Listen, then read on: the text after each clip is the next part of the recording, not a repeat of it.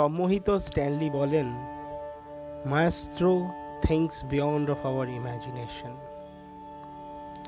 মুখোমুখি বসেছিলেন তারা, সত্যজিৎ রায় ও স্ট্যানলি। একজন শেষ ভারতীয় রেনেসাঁ, অন্যজন মার্ভেলের আজব জাদু দুনিয়ার স্রষ্টা। দেখাটা আকস্মিক, কিন্তু আলাপচারিতার গভীরতায় তা কালজয়ী, সম্ভাবনাময়।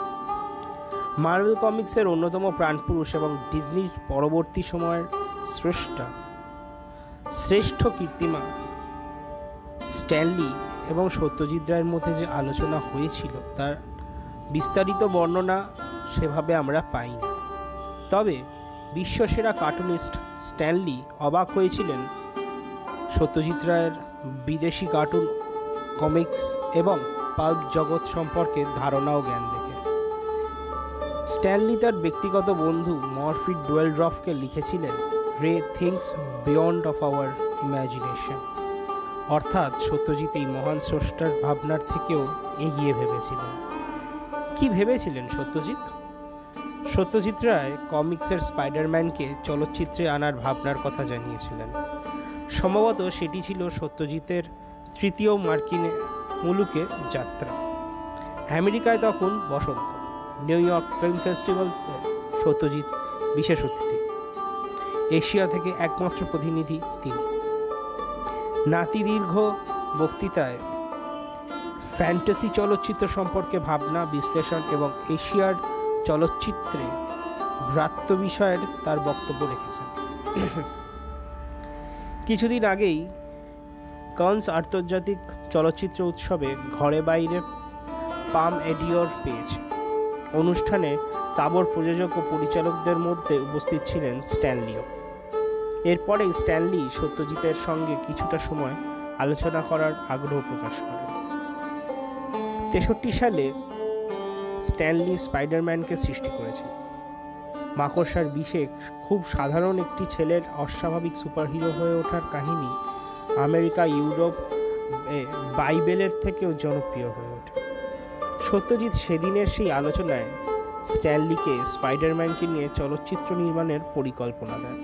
শুধু তাই নয়, নিজে এর ভারতীয় সংস্করণ তৈরির দায়িত্ব নিতেও আগ্রহ প্রকাশ করেন সত্যজিৎ রায়।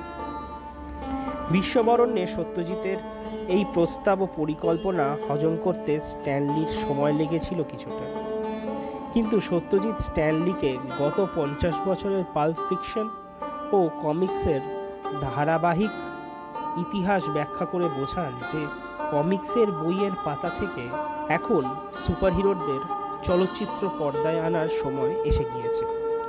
স্ট্যানলি ততক্ষণে বুঝে গিয়েছেন, মার্ভেল হোক বা ডিসি, সত্যজিৎ সব ঘেঁটে ফেলেছেন এবং বয় নেক্সট ডোর ইমেজের জন্যই স্পাইডারম্যানকে সিনেমায় আনার পরামর্শ দিচ্ছেন রায়বাবু। ব্যাটম্যানকে লেসলে মার্টিনসন 1966 সালেই পর্দায় নিয়ে এসেছেন। অন্যদিকে রিচার্ড ডোনার মেরিও পুজোর সুপারম্যানকে 1978-এ সিনেমায় এনেছেন, কিন্তু তখনও এই হিরোদের নিয়ে দর্শকদের সাড়া পড়েনি। প্রযোজকরা দ্বিধাবিক্ত এই ভাবনায় বন্যের বনেই সুন্দর, দরকার নেই কমিক স্ট্রিপ থেকে সুপারহিরোদের সিনেমায় পর্দায় টেনে আনার। সত্যজিতের যুক্তিতে সম্মত হলেন স্ট্যানলি।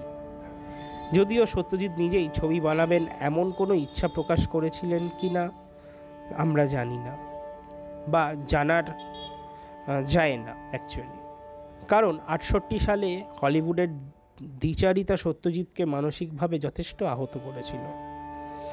এলিয়ান ছবির চিত্রনাট্য চুরি, হলিউডের সেরা প্রযোজনা, কলম্বিয়া পিকচার্স বঞ্চনা আর স্পিলবার্গের মতো পরিচালকের ইটি ছবির গল্প চুরি, এসব কিছু সত্যজিৎকেই খুবই মর্মাহত করেছিল। একই সঙ্গে হলিউড সম্পর্কে একটা অন্য ধারণাও তৈরি হয়েছিল তার মনে, তা অস্বীকার করা যায় না। স্ট্যানলি কিন্তু সত্যজিতের এই ভাবনাকে অত্যন্ত গুরুত্ব দিয়ে রেখেছিলেন এবং শুধু ভারতের জন্য তার স্পাইডারম্যানকে পরিবর্তন করতে রাজি ছিলেন। এদেশের সামাজিক ও অর্থনৈতিক অবস্থানের কথা মাথায় রেখে স্ট্যানলি ও সত্যজিৎ দুজনেই মাকড়সা মানুষকে বদলাতে চেয়েছিলেন। দুই মহান স্রষ্টার মধ্যে 1984 সালের এই যুগান্তকারী আলোচনা কেন বাস্তবে রূপান্তরিত হয়নি, হলিউডের কোনো পরিচালক কেন এগিয়ে আসেননি, কিংবা সত্যজিৎ রায় কেন স্ট্যানলিকে এই ছবি তৈরি বিষয়ে আর কিছু প্রস্তাব দেননি, তা আজও অজানা। এমনকি রায় ফাউন্ডেশনের কাছেও এই বিষয়ে বিশেষ কোনো তথ্য পাওয়া যাচ্ছে না। তবুও ভারতীয় তথা বিশ্ব চলচ্চিত্রের ইতিহাসে একটা যুগান্তকারী ইতিহাস সৃষ্টি হওয়ার আগেই নিভে যাওয়াটা অবশ্যই আক্ষেপের, যার জন্য হয়তো আজও আমরা গর্ব করতে পারতাম। সত্যজিৎ রায়ের সম্পর্কে আরও গল্প জানতে ফলো করতে ভুলবেন না আমাদের ইউটিউবে চ্যানেল সমাচার দর্শনকে। ধন্যবাদ।